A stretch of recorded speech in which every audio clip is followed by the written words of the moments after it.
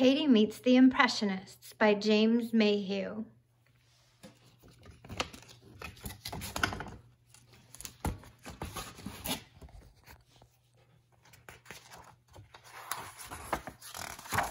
It was Grandma's birthday. And for a special treat, she took Katie to the art museum. Katie loved the museum because you never knew what you were going to see there. Look at the flowers in that painting, said Grandma. I can only see spots, said Katie. Well, the pictures are made up of dabs of paint and color, said Grandma. But when you stand back, the dabs make a picture. Katie wandered off into the next room to try. There she saw a painting called The Luncheon by Claude Monet. When she stood back, Katie could see a garden. Grandma would love flowers like those for her birthday, she thought. She closed her eyes and sniffed. She was sure she could smell those flowers.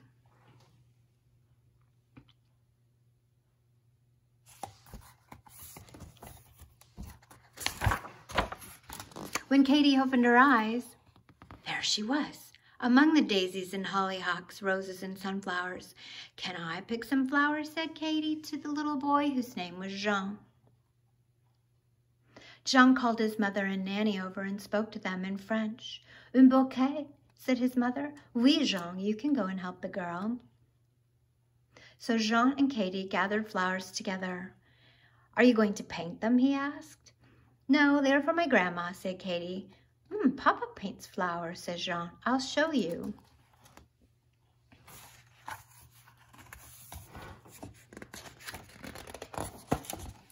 Jean took Katie to a whole room full of pictures, like a small gallery. This is Papa's studio, he said. He's a famous painter. His name is Claude Monet. I'm good at painting, said Katie. Let's try it. Using brushes, they mixed the paint on palettes and found canvases to paint on. They painted portraits of each other using dabs, just like real painters. Now I'd better get back to Grandma, said Katie, and they went out into the garden. Will you come another day, asked Jean. I'd like to, said Katie. She picked up the bunch of flowers and, waving goodbye, climbed through the frame into the museum.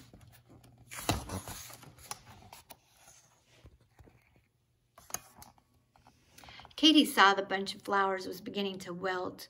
What I need is some water, she said, looking around the gallery.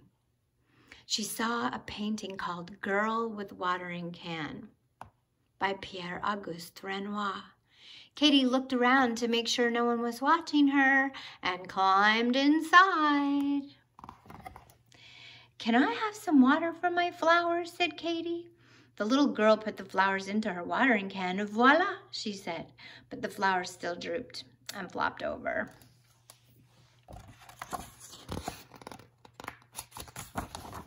Come and pick some. Come pick some more, said the little girl. So Katie and the girl trampled through the garden picking flowers. Katie pretended that it was a jungle and that she was a panther chasing the girl. Suddenly, there was a terrible scream. It was the girl's mother. You have ruined my garden, she shouted. It wasn't me, said the girl. It was her, and she pointed at Katie.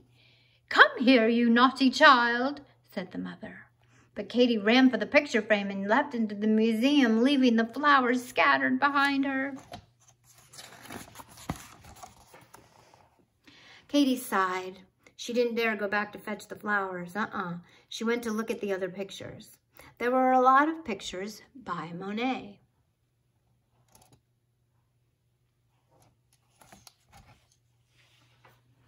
Katie looked at one of them called Field of Poppies. Oh, wasn't that Jean, the painter's son, walking through the field right there? Katie climbed in to see.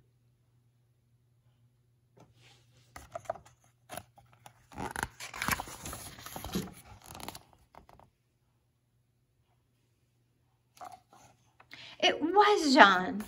He was delighted to see her. We're going on a picnic, he said. And Jean's mother said that Katie could join them. They walked together through the poppy field, looking for somewhere to sit. Jean helped Katie gather armfuls of poppies for Grandma.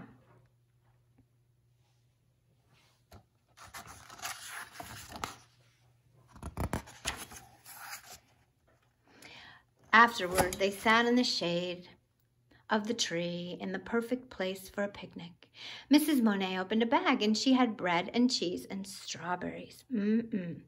Jean heard a buzzing noise, and he looked up. A black cloud of bees was flying toward them.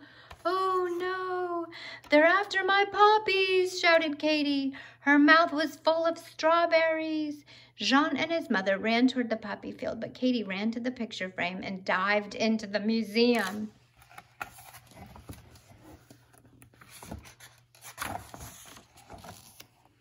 The bees followed Katie.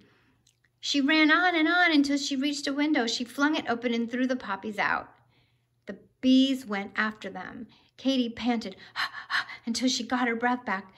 Well, she still didn't have any flowers for Grandma.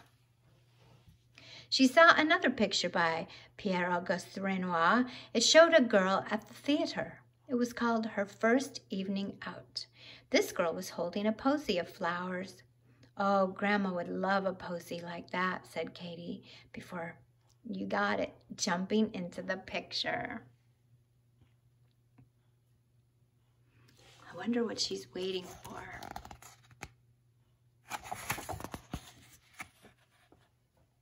"May I have your flowers?" Katie asked. "I'll swap my hair ribbon." "Shh," said the girl. "The ballet is about to begin." Katie looked for a seat, but they were all full. The theater manager appeared. "Mademoiselle, may I see your ticket?" he said. Katie didn't have one, so she ran. She ran down some steps. She could hear the manager coming after her. She opened a door to hide and stumbled upon some people in bright costumes. When they started shouting at her, she ran the other way, toward some bright lights and the sound of music. Katie pushed past the heavy velvet curtains. She found herself on stage. The dancers held their breath. So did the musicians in the orchestra. So did the audience. What was Katie going to do?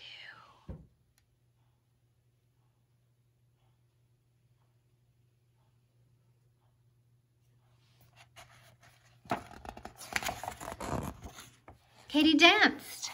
That's right. The music started up again, and Katie pranced all around the stage. How the audience loved her. They had never seen anyone dance like that before. They cheered and clapped and threw flowers. Hundreds of flowers actually fell upon Katie as she twirled around. "Well done," they shouted. "Bravo!" When the music stopped, Katie curtsied and gathered up her flowers. The manager rushed over to her. "My dear, you have such talent." Katie blushed. "I just jumped around a little bit, really," she said.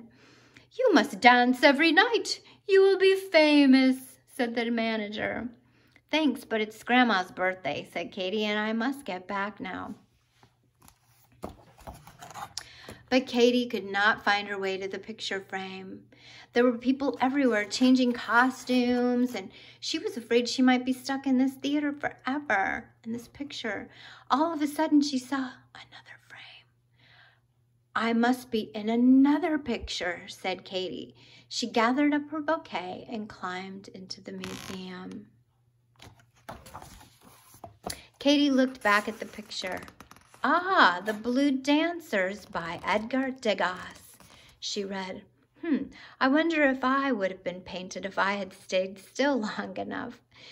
She said that. Then Katie ran over to her grandma and gave her the flowers. "Happy birthday, Grandma." "My goodness," said Grandma. "Wherever did you get these lovely flowers?" Katie just laughed. But what was that in her pocket?